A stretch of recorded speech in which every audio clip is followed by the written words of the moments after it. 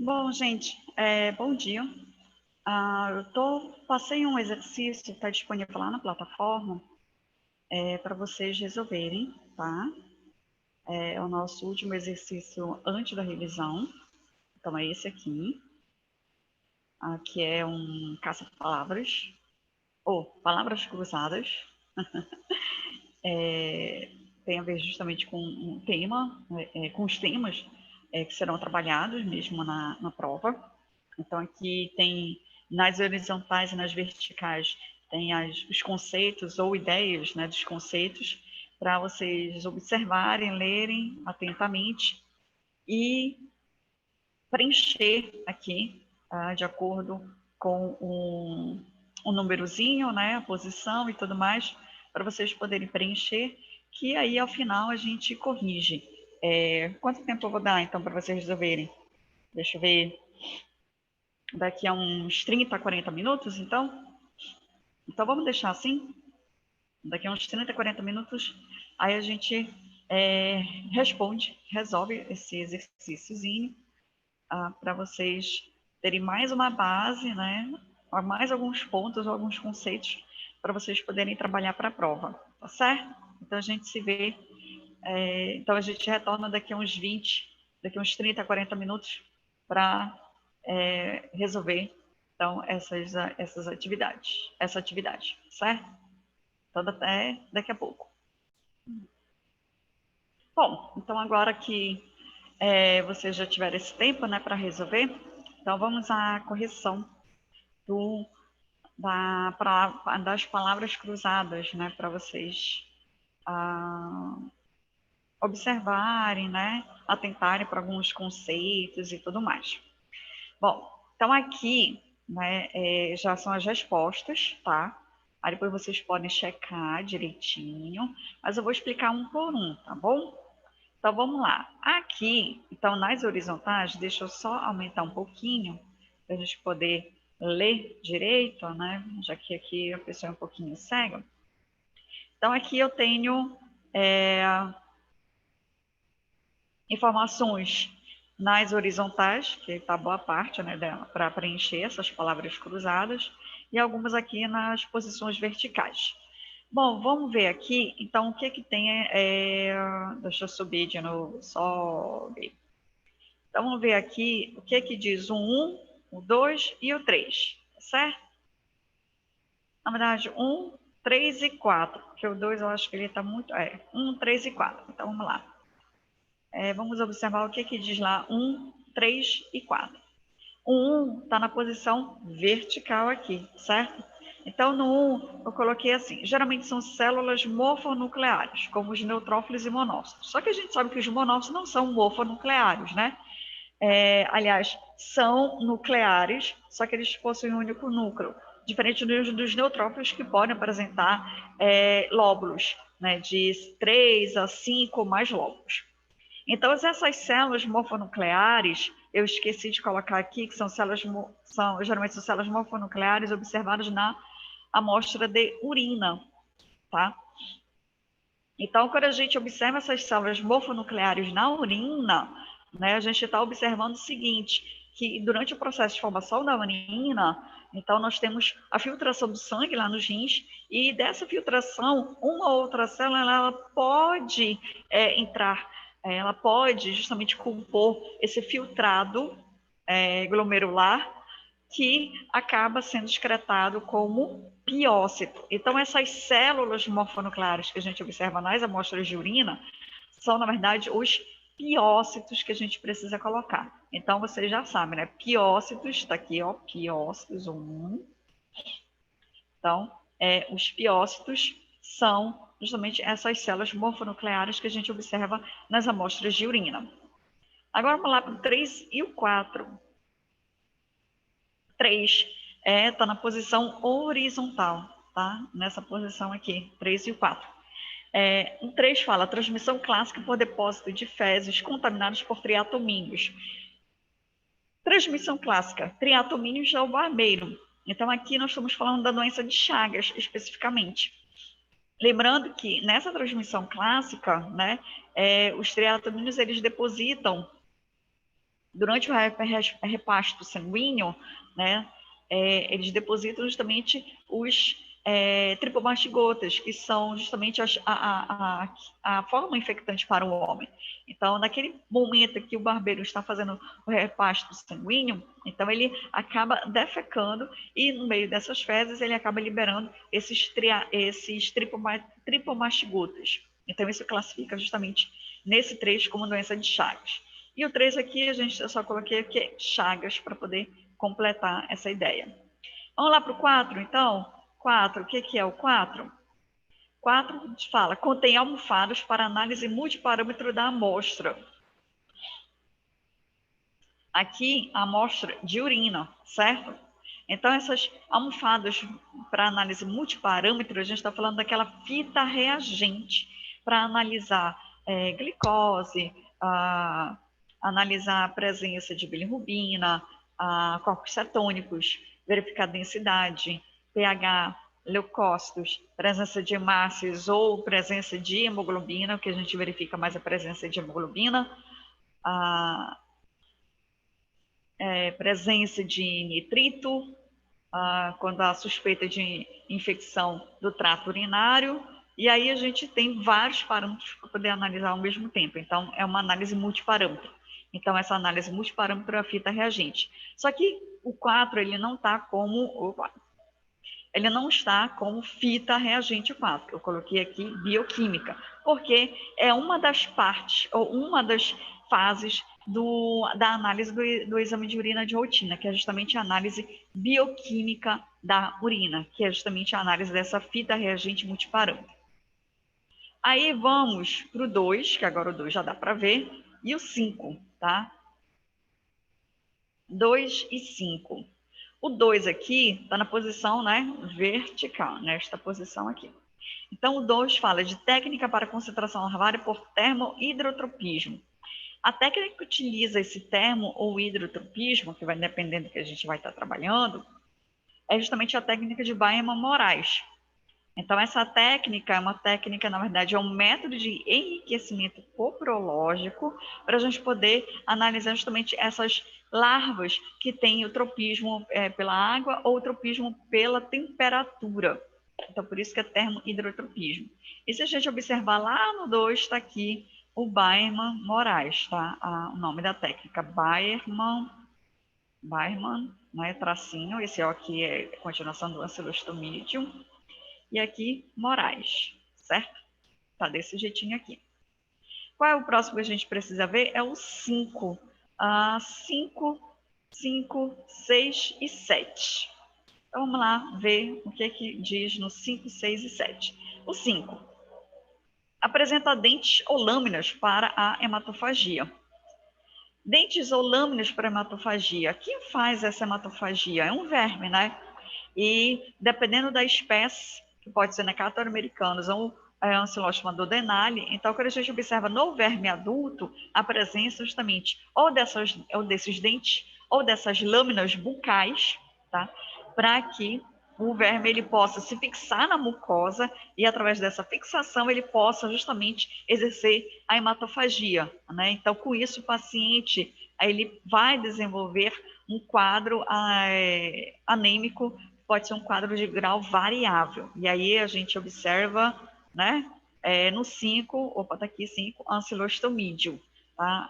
Não deu para colocar o S por conta do espaço, tá? Mas é ancylostomídeo. Vamos ver o 6, 7 e 8. 6. Observa-se elementos do sedimento como piócitos e cristais. Observa-se elementos do sedimento urinário, né?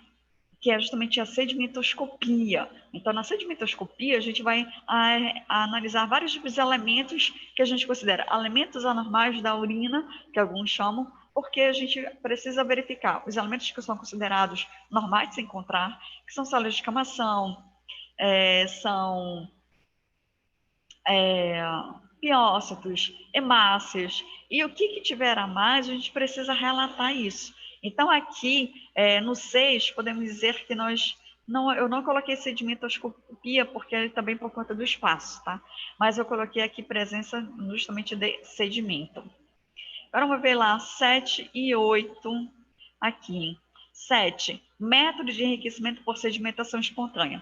Né? Toda vez que vocês observarem essas palavras, sedimentação espontânea, a gente está falando do método de Hofmann ou o método de Pons, Lutz, Pons e Joner, tá? Ou método de Lutz, como alguns gostam de chamar.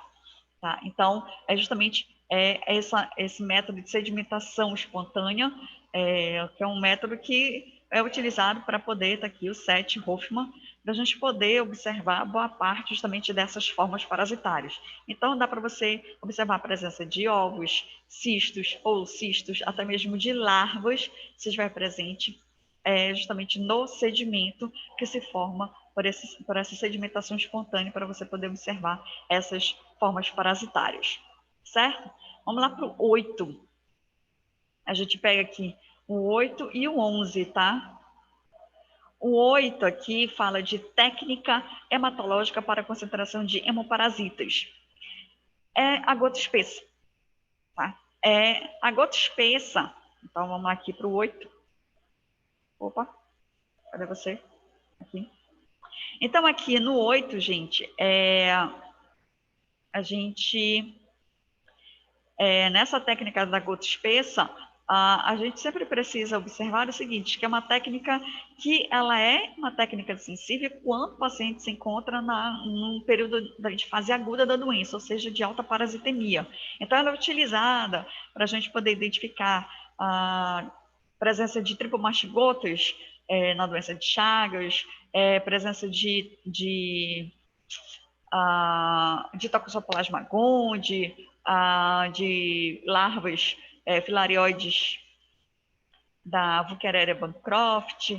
Então, é uma técnica que a gente utiliza para poder identificar boa parte desses hemoparasitas, até mesmo Plasmodium SP, a gente também utiliza esse método da gota espessa, mas vale ressaltar sempre, a gota espessa é um método considerado uma técnica de padrão ouro, ou seja, você vai utilizar ela para quase tudo, mas você tem que considerar que ela só consegue identificar a presença, ou melhor, você só consegue identificar a presença desses parasitas, desses hemoparasitas, se o paciente ele estiver no período de fase aguda, ou seja, com uma alta parasitemia, para a gente poder conseguir visualizar essas formas através do sangue, certo? Vamos lá no próximo aqui, no 11. No 11 nós temos o quê? Avalia doenças renais e síndromes metabólicas. O que nós vamos observar nessa parte do 11 aqui? A urina rotina. Então, a urina rotina, ou urina tipo 1, ou EAS, são métodos, ou melhor, são denominações de um mesmo exame, em que a gente vai estar, através do exame de urina mesmo, o ideal que seja aquela primeira urina da manhã, a gente observar essas alterações.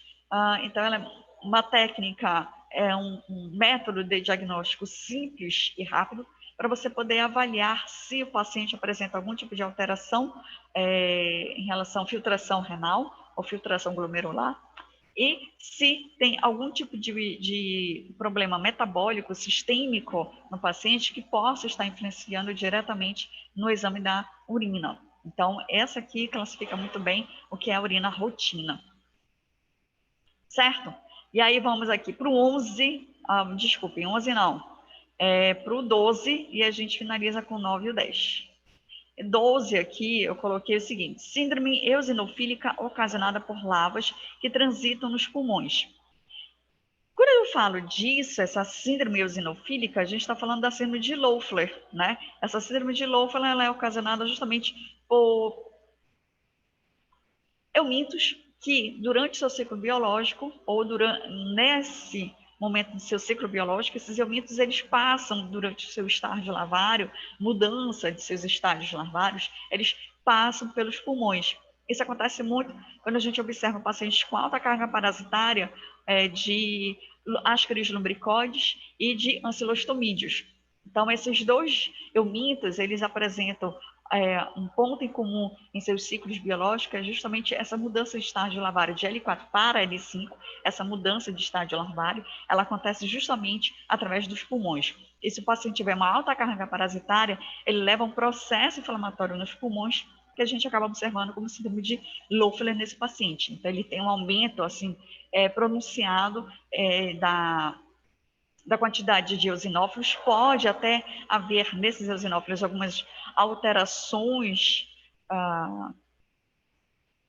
em sua apresentação, mas o que nos chama a atenção é justamente isso, uma alta quantidade de eosinófilos no hemograma, e aí você vai fazer outros exames bioquímicos e até mesmo coprológico, que aí você pode fazer essa associação decorrente dessa alta carga parasitária. E aí, para finalizar, nós temos o 9 e o 10. O que seria o 9? Né? O 9 está aqui na posição vertical. 9, você observa cor, aspecto e odor da amostra de urina. Aspecto, cor e odor, isso caracteriza justamente o exame físico da urina, né? A primeira fase da urina aqui. Então, aqui, olha, exame, né, físico, tá? Então, essa é a primeira fase, né, do exame da urina rotina. Ela é dividida em 3 fases para análise. O exame físico, que a gente observa esse aspecto, odor, cor e aspecto. O odor, ele vem em segundo plano, ele só vai nos chamar a atenção caso tenha algum tipo de alteração no odor da amostra. Após isso, a segunda fase de análise é a fase bioquímica ou da fita reagente, que a gente vai analisar de forma, nessas almofadas, de forma uma análise multiparâmetro, para justamente detectar alterações na composição química dessa urina. E, por fim, vamos realizar o sedimento ou a sedimentoscopia para analisar a nível microscópico a observação de compostos celulares ou compostos químicos que podem levar, por exemplo, à formação de cristais. Tá? E aí a gente precisa sempre atentar nessas fases do exame de urina rotina para a gente poder ter essa ideia do que a gente sempre precisa fazer para poder observar de forma completa o que pode estar tendo de alterações na amostra desse paciente. E a 10, né, que estava faltando, aqui eu coloquei fêmeas que realizam postura de ovos na região do cólon ou seco. Quando a gente fala de fêmeas que realizam postura de ovos na região lá do cólon, do seco, né, do que eu falei da parasitologia, quem se encaixa aqui é o Trichuris trichiura, né? Eu só coloquei aqui Trichuris, tá? Então, esse tipo de euminto, né, ele tem o homem como seu único hospedeiro, e a evolução ou o desenvolvimento para os vermes adultos, no caso macho e fêmea, o que é interessante é que a fêmea ela fica na região do intestino, mas quando ela precisa fazer postura desses ovos, ela desce até a região do cólon ou do seco para fazer essa postura desses ovos. Que pode levar, dependendo dessa alta carga parasitária no paciente, pode levar ao prolapso retal.